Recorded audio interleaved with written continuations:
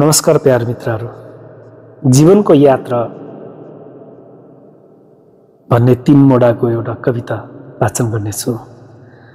तरुणी तन्नेरीको जोस, आँखामा सपनाको झिल्को, जीवन सुरु हुनु अघि मनमा उमङ्ग र सिल्को, सजाइयो संसार मिठो दुई आत्माको भेट साथहरूमा, हातमा हात गाँसे डुल्ने जुनकेरी रातहरूमा, सुँगासुङ्गो त्यो समय रमाइलो र प्रेमीला बास्नामा, जहाँ हर चोटमा मलम र हर कुरामा साथी सचनामा, जवानीको बाढी चल्दा एक अर्कालाई खोज्ने, हाँसो र खुसीको गीत सँगै जीवन रोज्ने।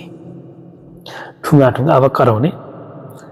समय बित्दै गयो, काँधमा जिम्मेवारीको भारी, माया भन्दा ठुलो भयो घरको व्यापारमा किचकिचे प्यारी, छोराछोरी जन्मिएसी ठुङ्गाठुङ कहिले चर्को बोली शैली, जहाँ एकले अर्कालाई सिकाउन खोज्ने भरिन्थ्यो थैली, सन्तानको भविष्यको चिन्ता, परिवारको भरण पोषण, रोमान्स कतै हरायो, बाँकी रह्यो कर्मको शासन। तर यही ठुङ्गाठुङ भित्र पनि लुकेको थियो गहिरो माया, जसले धेरै आँधी बेह्रीहरूमा दियो शीतल छाया। कुर्ने रुङारुङ। अनि आयो त्यो साँझ जब उमेरले लत्रायो हात खुट्टा, शरीर शिथिल हुँदै जाँदा दुनियाँले टेरेनन् जुत्ता, जसलाई हुर्कायो बढायो तिनीहरूको आफ्नै दौड, घरमा पाहुना जस्तै भयो जीवनको अन्तिम मोड।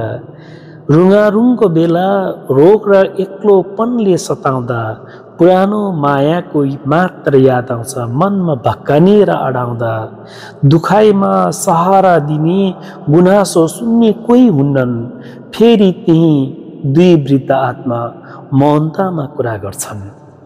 संसारको रङ बदलिन्छ, नाताहरू छुट्छन्, जब बुढेसकाल लाग्छ अरू सबै टाढा हुन्छन्, चाहे जतिसुकै ठुङ्गाठुङ भयो होस् युवावस्थामा, कोही हुन्न बुढाको लागि बुढी र बुढीको लागि बुढा नै हुनेछन्। जीवनको अन्तिम सत्य यही हो, मायाले नै जित्नेछ, त्यसैले सम्मान गरौँ जीवन जसले जीवनभर साथ दिनेछ।